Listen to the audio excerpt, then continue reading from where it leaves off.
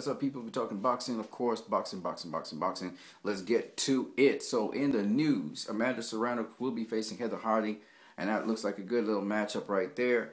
Heather Hardy, of course, being the WBC champion, and I believe Amanda Serrano is a champion in with another belt. I don't know if they're in the same weight class or not. I have to check it out, but it's good. That's a good high-profile fight for boxing. I'd love to see two champions go together. I don't know if they're going to unify or if they're in two different divisions, but I would love to see it anyway. It sounds like good stuff for women's boxing. Hopefully women's boxing gets up to the forefront, because I was listening to a discussion on the Mayweather Boxing channel where they're talking about women being paid as much as men are being paid. I would say at the base level they should be paid about the same, but you're going to have to get the women's rounds up to 3-minute rounds instead of 2-minute rounds. I don't know if that's cool, if that's something that they'll allow. And the other thing, of course, is, as they said, ticket sales. You got to be able to promote the women's boxing. They're trying to make a push to promote women's boxing. Heather Hardy's been pushed very hard. Now Amanda Serrano, who has not been televised that much, she's going to get some shine. Hopefully she can win that fight and get some real good shine against Heather Hardy, who likes to scrap too much, I think. If Heather Hardy could box a little bit more, that would be great, but she scraps a little too much. But we'll see what happens with that fight. That's a good fight, by the way, and that's something you guys should tune in to see. Or if you can go to New York to see it, you should do that. When we're talking about some other fights that are really exciting, well, first of all, we had a press conference today for the Andy Ruiz, Anthony Joshua press conference with Eddie Hearn there and Anthony Joshua there. Of course, Andy Ruiz couldn't be there because he's not across the seas in England, right? But it was a good press conference. It was interesting. Venue, it seems as though they were saying, you know, people were rumoring Saudi Arabia. I don't know if that's going to be the actual venue or stay the actual venue.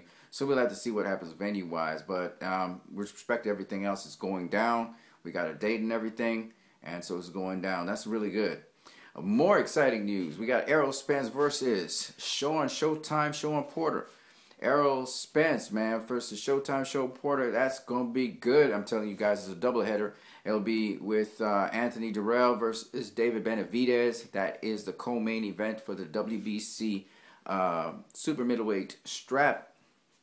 And, of course, the unification between the IBF and WBC titles with Shawn Porter and Errol Spence. The thing about that that's really interesting is listening to these guys talk about each other. Of course, Shawn Porter said that after he stops or he beats Errol Spence Jr., he's going to be looking for the Pacquiao fight. And Shawn Porter's talking about him being ready, and Errol Spence, of course, saying, look, man, I'm open to all the guys after this fight.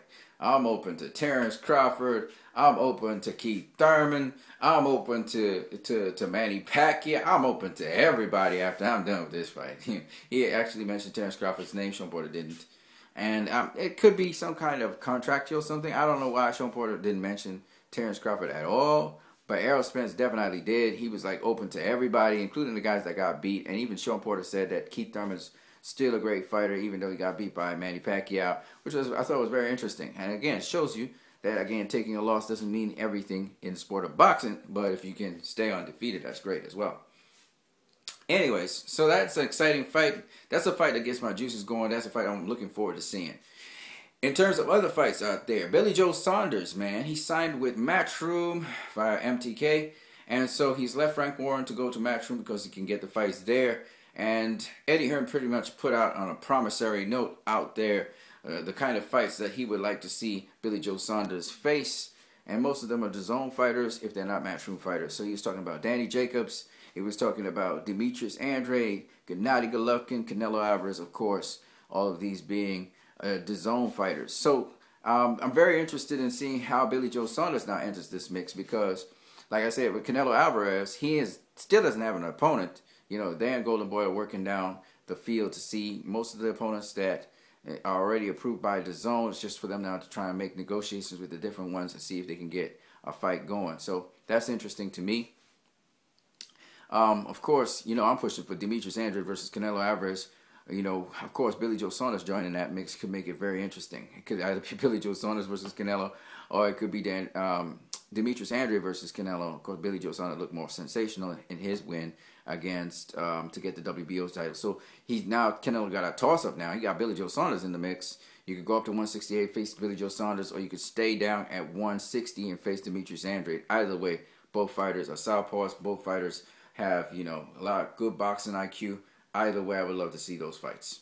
And then finally, the last thing I got to say is what I saw with Lamar Brewster. I love his comment about boxing and life, how you have to jab away, jab away, jab away, jab away. Even if there's no openings, you're just jabbing away. As soon as there's an opening, man, you know, you throw your best shot. You know, I'm being orthodox here, not southpaw. You throw your best shot, you know, and that's life. That really is life.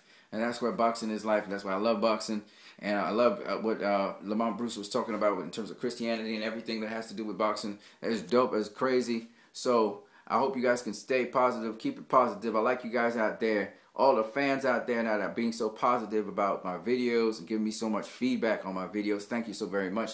Don't forget, you can subscribe to my channel, but in addition, you can donate to my channel either by MoneyGram or Western Union. And very soon, I'm going to be able to get some kind of opportunity or way for you to pay into my channel directly online. I'm working on it, so guys, have some patience with me, all right? On that note, I'm what you need, aka Anson Phillip. You guys have a great one.